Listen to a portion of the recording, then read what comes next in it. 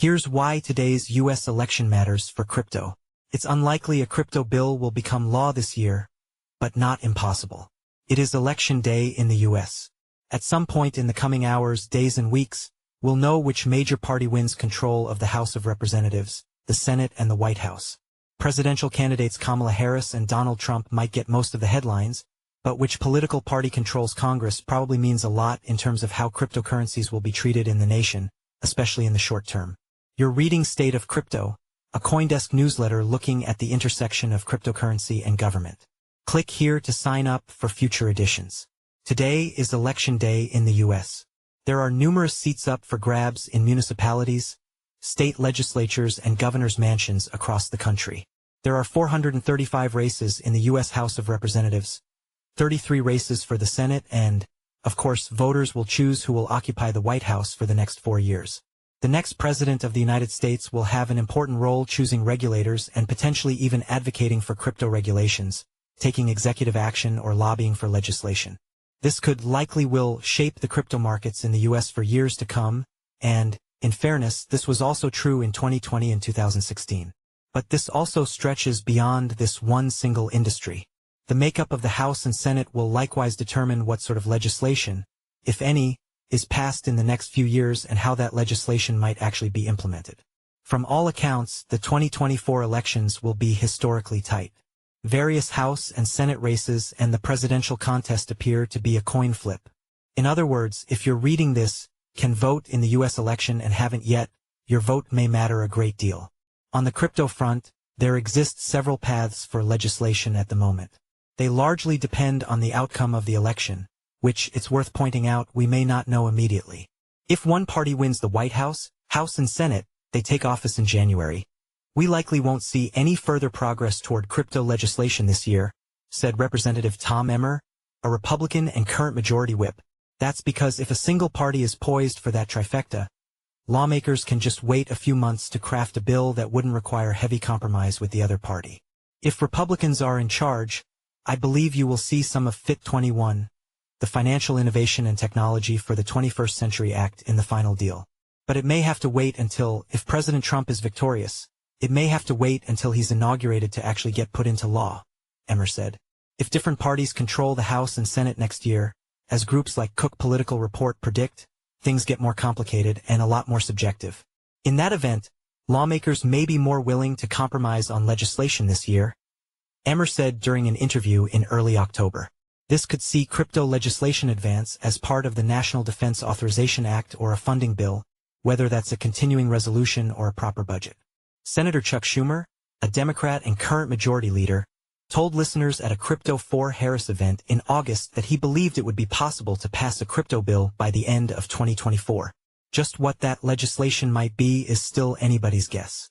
FIT 21, a crypto market structure bill championed by retiring Republican Representative Patrick McHenry, has long odds of becoming law this year, but it is the bill lawmakers have brought up most when asked in recent months.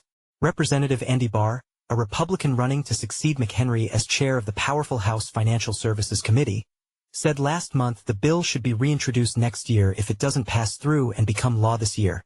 I think if we do have to reintroduce in the next Congress, if we don't get it done in this Congress, then it does present an opportunity for us to look at changes that might improve the product, he said. And if the reason why it fails in the lame duck is that we didn't do a good enough job getting enough Democrats on board, then it gives us an opportunity to maybe see what we can do to get the job done. Another, longer shot option is a yet-to-be-introduced bill from the Senate Agriculture Committee, which would be spearheaded by retiring Democratic Senator Debbie Stabenow. This bill has faced complications.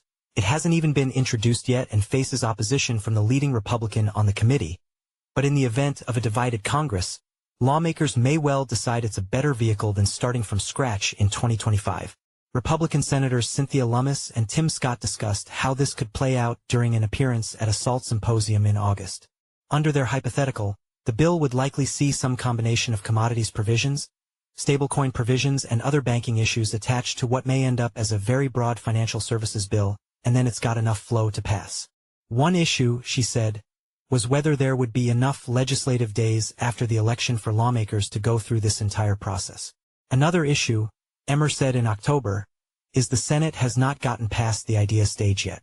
This is not a time for ideas, he said. This is a time for something that's already been drafted, vetted, and passed.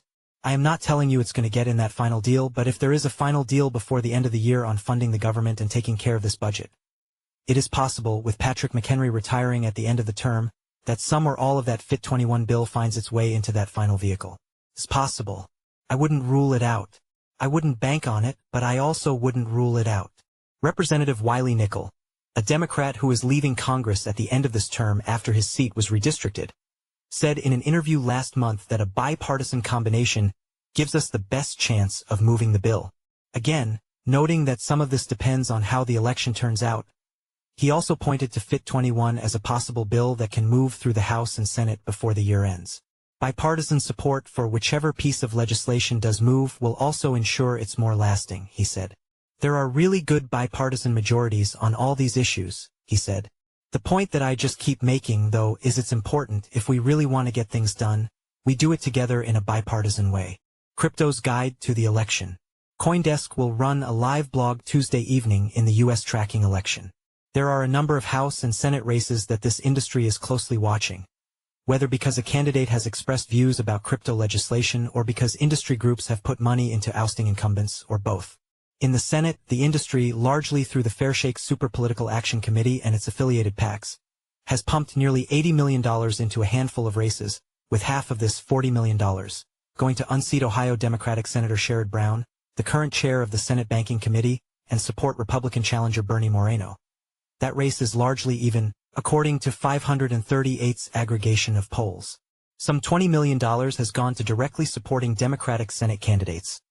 Ruben Gallego, a congressman from Arizona running to succeed Senator Kyrsten Sinema, who isn't seeking re-election, and Alyssa Slotkin, a representative from Michigan running to succeed Senator Debbie Stabenow, who is retiring. Gallego currently leads against Republican Kari Lake, according to 538. Ditto for Slotkin against Republican Mike Rogers. Another $10 million indirectly supported Democratic Representative Adam Schiff in his bid for California's Senate seat by running ads against fellow Democratic Representative Katie Porter during the primary. Schiff won the primary and now enjoys a sizable lead against Republican Steve Garvey, per 538. Another $10 million or so has gone toward Republican Senate candidates, in addition to Moreno. Representatives John Curtis, Utah, and Jim Banks, Indiana, and Governor Jim Justice, West Virginia, have all received roughly $3 million apiece. These races also appear to be much less competitive than Michigan or Arizona. CoinDesk is also closely watching the Senate races in Massachusetts, where Attorney John Deaton is challenging Elizabeth Warren, perhaps the Senate's biggest crypto skeptic, and Pennsylvania, where former Bridgewater Associates CEO David McCormick is challenging Bob Casey. Democrats currently enjoy a very slim majority through the fact that the Senate's independent members currently caucus with them. Senator Joe Manchin, West Virginia, is retiring and his seat is almost certainly flipping to a Republican. In Montana, Senator John Tester, a Democrat, is facing a tight race against challenger Tim Sheehy. In Nebraska, Senator Deborah Fisher, a Republican, is similarly facing a tight race against challenger Dan Osborne, an independent. Republicans are favored to take the majority in the Senate, at least for the next 2 years. This election is one election of the next 3 cycles that looks most favorably toward Republicans, Lummis said during the panel in August. The Democrats are defending more seats in purple states this year, and in the next 2 elections, we're going to be on defense in purple states. So the best math for Republicans is this one. The House is another story. Like the Senate, it's expected to flip this election cycle, albeit from a Republican majority to a Democrat one rather than the other way around. Fairshake and its affiliated PACs threw a fair amount of money around in the primaries, particularly in races with a clear partisan tilt, meaning a successful primary winner is likely to win their general election as well. Crypto groups have donated nearly $50 million to House races, supporting both Democrats and Republicans in different races through Fairshake, Defend American Jobs, and Protect Progress. The latter 2 entities are affiliated with Fairshake, and all 3, plus a 4th group called the Cedar Innovation Foundation, all share a spokesperson. Support for House candidates include both incumbents, like Josh Gottheimer, Democrat, and William Timmons, Republican, as well as newcomers like Yasmin Ansari, Democrat, or Troy Downing, Republican. As mentioned above, there are also numerous state and local elections taking place. As we've seen, states may be a bit more speedy when it comes to developing crypto-specific policy than the federal legislature. Choices. Beyond crypto, there are a lot of issues on the ballot this year. Ones voters may even consider to be more important than digital assets. Pollsters haven't even put crypto as a major issue when surveying voters. A narrowly tailored poll commissioned by Paradigm suggested that just 5% of likely voters considered crypto a key issue. Even that poll saw a relatively small sample size and an overall margin of error of 3.5%. Though as CoinDesk's Jesse Hamilton notes, that margin may grow for subsets of the overall respondents, such as a subset of likely voters who have any sort of crypto interest. Of course, the candidates, at least for president, reflect this reality. Vice President Kamala Harris and former President Donald Trump have spent the past few weeks working their way across swing states to continue making their respective cases. Harris appears to have been trying to build a broad coalition with policy proposals targeted at different demographic groups, while Trump has been making increasingly authoritarian threats about his potential second term. Trump posted about the Bitcoin white paper's anniversary last week, saying, "Bitcoin will be made in the USA." And the crypto project he's tied to, World Liberty Financial, has announced it would reduce its token sales goal after sluggish initial demand. However, the bulk of his remaining campaign has focused on appealing to a broader group than just crypto investors, namely his base. The former president has held a number of rallies in the final days of the 2024 campaign, but the biggest one was held in Madison Square Garden on October 27th. That rally saw backlash after opening speakers attacked different ethnic groups, Harris and others. Former Trump White House official Stephen Miller echoed a Ku Klux Klan slogan in his remarks. "I'm here today with a message of hope for all Americans," Trump said when he took the stage, before later saying the massive, vicious, crooked radical left machine that runs today's Democrat Party is indeed the enemy from within. On Monday, Trump said he would impose tariffs on goods imported from Mexico of between 25% and 100%. Adding to his campaign's economic pledges to impose tariffs on goods from different countries. The Washington Post notes that Mexico is the U.S.'s largest trading partner. Though through his campaign, Trump has also pledged to impose tariffs on other trading partners, including new ones on China. During her final major campaign address, Harris reiterated some of the policy proposals her campaign has already announced, including a ban on grocery price gouging, capping the price of insulin and certain other prescription costs, and helping people buy homes.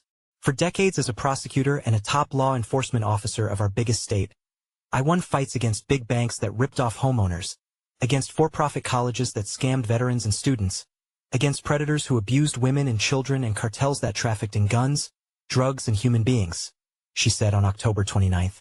On Sunday, she tweeted that she would legalize marijuana, something she's promised before during the campaign. President Biden thanks Nigerian president for Binance XX release. White House. U.S. President Joe Biden spoke to Nigerian President Bola Tinubu to thank him for the release of U.S. citizen and Binance executive Tigran Gambaryan. The White House said in a press release and a tweet, "If U.S. election is disputed, prediction markets could face hornet's nest." CoinDesk's Mark Hochstein walks through Polymarket and Kalshare, and how the betting markets platforms may resolve its various contracts about the 2024 U.S. election. Plan a crypto mine near a U.S. military base? Expect a bigger hassle now. The U.S. government issued a new rule growing its ability to question foreign real estate deals near military bases last week. The move comes after Mine 1, a crypto mining operation majority-owned by Chinese nationals, bought land near a military base housing nuclear missiles. Tornado Cash developer Roman Storm's trial delayed until April. Roman Storm was set to go on trial this December. That trial has been pushed to April, after his legal team filed for a stay of a ruling about expert witness disclosures. Storm's team has filed for a writ of mandamus from an appeals court. Kemi Badenoch is new leader of UK Conservative Party. The UK Conservative Party has elected Kemi Badenoch as its new leader after Rishi Sunak, the former Prime Minister, stepped down. Trump's crypto business slashes fundraise goal by 90% after lackluster sales. World Liberty Financial now plans to sell $30 million worth of tokens, rather than $300 million, after its initial token sale fell well short of its target, the company said in SEC filings. Andreessen Horowitz donates $23 million to crypto super PAC Fairshake for 2026 elections. The 2024 election cycle isn't over, but Fairshake is already looking to 2026. with $48 million in commitments from Coinbase, $25 million, and Andreessen Horowitz, $23 million. Tuesday, U.S. Election Day. Are you a U.S. citizen? Have you voted? If your answers are yes, no, go fix that. If your answers are no, yes, that is illegal. Tell me how you became possibly the 86th person in 2 decades to do so. The Wall Street Journal. The journal spoke to a pseudonymous polymarket whale who bet $30 million that Donald Trump would win the 2024 presidential contest. Unchained spoke with Logan Dobson, the head of Stand with Crypto, the Coinbase-backed crypto advocacy group, about how it grades lawmakers and candidates on their friendliness to the industry.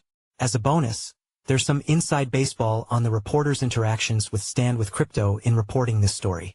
CNN. Someone appears to have tried to destroy a number of mail ballots by lighting some kind of incendiary device in 2 different ballot drop boxes. Police said they had a suspect. The Washington Post. A number of companies' executives or spokespeople say they're preparing to raise the prices of goods if Donald Trump is elected president again and imposes the import tariffs he's made a key part of his campaign. 404 Media. An Elon Musk-funded political action committee continues to run ads pretending to support Vice President Kamala Harris, but by espousing policy positions that she doesn't hold and targeting voters who are likely to also oppose these positions. The New York Times. During Trump's Madison Square Garden event, a comedian made a denigrating joke about Puerto Rico that Trump's campaign distanced itself from. The Times compiled a list of other jokes and comments that the campaign did not distance itself from. If you've got thoughts or questions on what I should discuss next week or any other feedback you'd like to share, feel free to email me at nick@coindesk.com or find me on Twitter at @Nicolesht. You can also join the group conversation on Telegram. See y'all next week.